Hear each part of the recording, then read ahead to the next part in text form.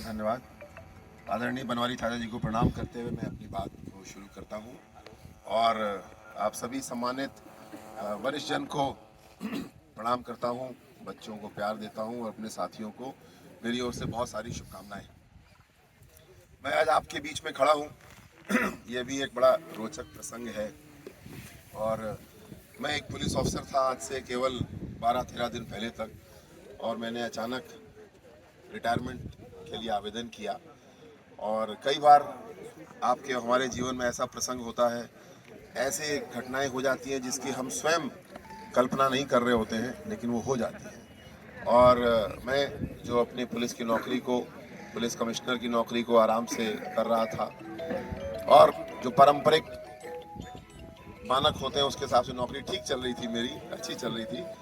और भारतीय जनता पार्टी से शीर्ष नेतृत्व से एक मेरे लिए सुझाव आया कि आप पार्टी के सदस्य बने और रिटायरमेंट लें और पूर्णकालिक काम हमारे साथ करें। इस पे मैंने और मेरे परिवार ने विचार किया। आप समझ सकते हैं ये आसान विकल्प नहीं था, क्योंकि एक और विकल्प था, एक आसान मखमली जिंदगी जिसमें कुछ और पदों पे ऊपर जाने की संभावना थी।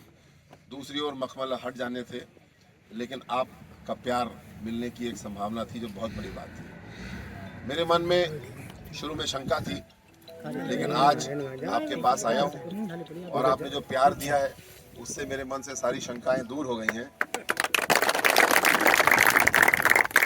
आपके इस प्यार और आशीर्वाद के लिए बहुत बहुत धन्यवाद। मेरे मन में एक शंका और भी थी। जब मैं कन्नौज में आया हूँ तो मेरे आंखों के सामने कुछ धुंध सी थी, रास्ता साफ नहीं दिख रहा था। अब बनवारी चाचा जी का हाथ मैंने पकड़ा है, उंगली पकड़ी है बल्कि, और आज इतनी सुंदर धूप निकली आपके साथ कि अब रास्ता बिल्कुल हमारे आने ही धूप निकली है याद सुबह।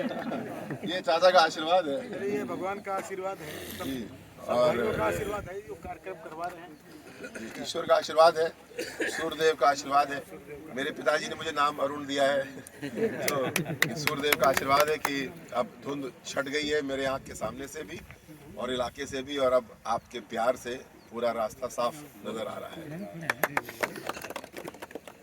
मैं क्योंकि चुनाव के लिए मुझे आदेश हुआ है और प्रत्याशी हूँ मैं आपका सदर कन्नौज क्षेत्र से, तो कुछ छोटी सी चुनाव की बात भी मैं करना चाहता हूँ। भैया जरा गांव का नाम भी अपनी लोकलिटी को शो करते हैं। जी बिल्कुल।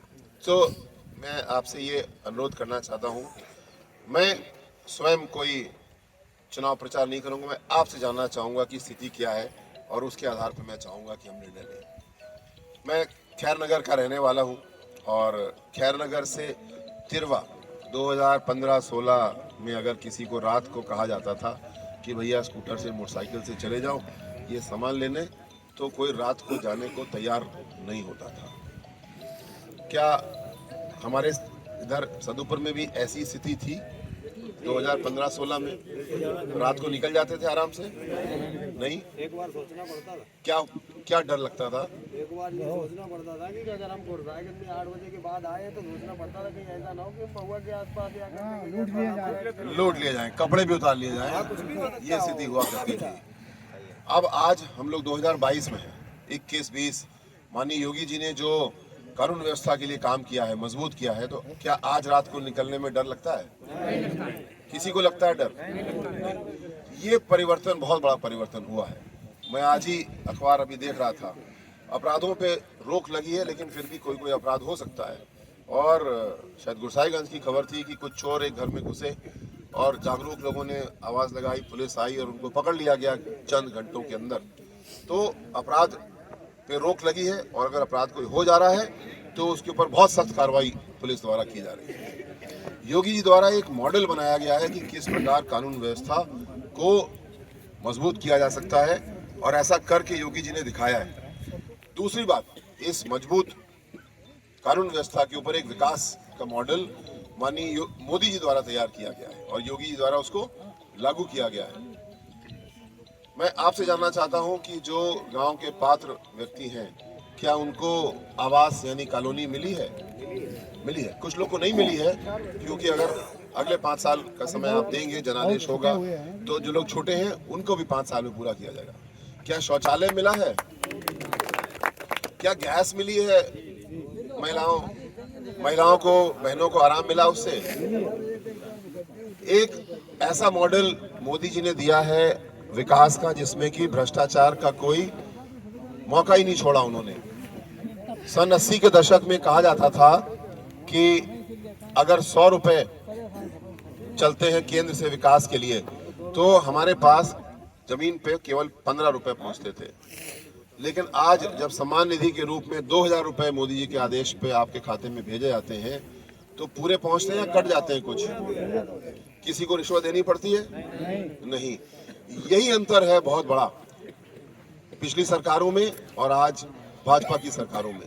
तो मैं आपसे अनुरोध करूंगा, जब आप 20 फरवरी को वोट दें, मशीन के सामने खड़े हों तो याद करिएगा कि 5 साल पहले कानून व्यवस्था कैसी थी, भ्रष्टाचार की स्थिति उससे पहले कैसी थी और आज स्थिति कैसी है। क्या विकास का काम पूरा हो गया? नहीं, अभी काम बहुत सारा बचा हुआ है।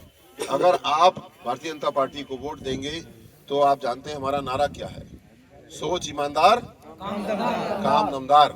तो 5 साल के लिए ईमानदार सोच के लिए इसके साथ ईमानदारी से काम होगा। और मुझको भी भारतीय जनता पार्टी ने अगर चुना है तो मेरे पिताजी ने की ईमानदारी की मिसाल दी जाती थी उत्तर प्रदेश पुलिस में। मैंने भी उन्हीं के रास्ते पे चलने की कोशिश की है और मैं नहीं चाहता कि मैं ऐसा कोई काम करूं कि मेरे नाम के आगे और पीछे से ईमानदार शब्द हट जाए तो मेरा लोक सेवा में, राजनीति में आना बेकार हो जाएगा।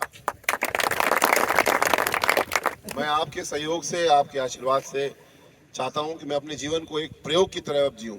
और क्या राजनीति में पूर्ण ईमानदारी के साथ काम किया जा सकता है? आपको लगता है किया सकता है?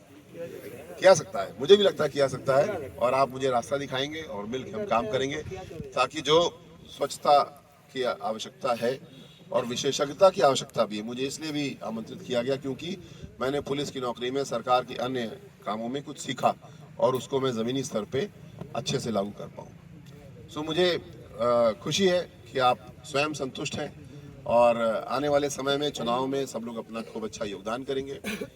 मैं अभी भाषण देना नहीं सीख पाया हूँ, मैं थोड़ी अभी सरकारी सी बात कुछ करता हूँ, लेकिन दिल से बात करने की कोशिश करता हूँ, उसके लिए क्षमा करेंगे। लेकिन हाँ, नारा लगाना मैं थोड़ा सीख गया हूँ चाचा के साथ में। और अनुरोध करूंगा कि एक बार जोरदार हम लोग नारा लगाएंगे, भारत माता का, भारत माता की बहुत अच्छे, और जोर से एक बार, भारत माता की। बस देखिए बच्चों सबसे जोरदार आवाज बाबा की आई। एक अभी है, पुराने भाजपाई ज्यादा कम मतलब अभी आ रहे, एक बार और बाबा के साथ मिला जाए, भारत माता की। ये देखिए हम लोग के लिए सीखने वाली बात है। जो कुछ एक महत्वपूर्ण समस्या है, एक बड़ी समस्या है अभी जिसके बारे में थोड़ा सा बताना चाहता हूँ। मेरे गांव खैर नगर के बगल में एक गांव है अड्डापुरवा, आप गए होंगे, नहर पे है। वहाँ पे एक बहुत बड़ी गौशाला बन रही थी और बन के लगभग तैयार थी। और उधर से गुजरते हुए मैंने देखा, रुक के गया, अंदर देखा और फिर मैंने जिलाधिकारी महोदय डीएम साहब से बात की और चेयरमैन नगर पालिका तिरवा जी से भी बात की, विनोद जी से। और मुझे बड़ी खुशी है कि 2-3 दिन के अंदर ही पूरा प्रयास करके उस गौशाला को चालू किया गया और अब करीब 300-400 उसके अंदर पशु लाए गए हैं और सुरक्षित तरीके से रखे गए हैं। इस प्रकार से हम लोग को समस्याओं को हल करना है। कहीं कहीं समन्वय के थोड़े से कमी हो जाती है और मेरा एक अधिकारी के रूप में जो अनुभव है, मैं उससे कोशिश करूंगा कि उसको पूरा करूं। बहुत सारे प्रोजेक्ट हैं हमारे जो पूरे हो गए हैं, थोड़े से रुके हुए हैं, उसको पूरा किया जाए। और जो अन्ना जानवर की या छोटा जानवर हम लोग बोलते हैं समस्या है, उसको प्रत्येक ग्राम सभा स्तर पर, नगर पालिका स्तर पर जो गौशालाएं हमारी तैयार हुई हैं, कल भी मेरी डीएम साहब से बात हुई और उन सब को हम लोग सुरक्षित तरीके से एकत्रित करके बंद करा रहे हैं, उनको सुरक्षित कर रहे हैं। लेकिन साथ साथ इसमें हमको भी अपना योगदान करना होगा। हम लोग गौ सेवा के रूप में थोड़ा सा श्रमदान अगर करें, रोज नहीं तो 2 दिन 4 दिन बजा के करेंगे, तो जो गोवंश को रखने का खर्चा है वो कम होगा, हमारा थोड़ा सा पसीना बहेगा, गौ सेवा का हमको प्रतिफल भी मिलेगा, हमको आशीर्वाद मिलेगा और करेंगे।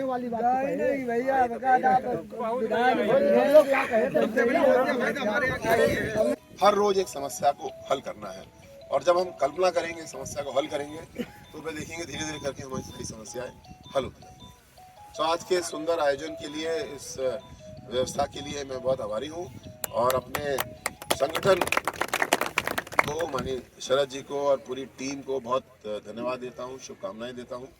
और बहुत ही सुंदर आज की सुबह है। आपके जोश से मेरा जोश बहुत बढ़ जाता है। बहुत बहुत धन्यवाद। जय हिंद।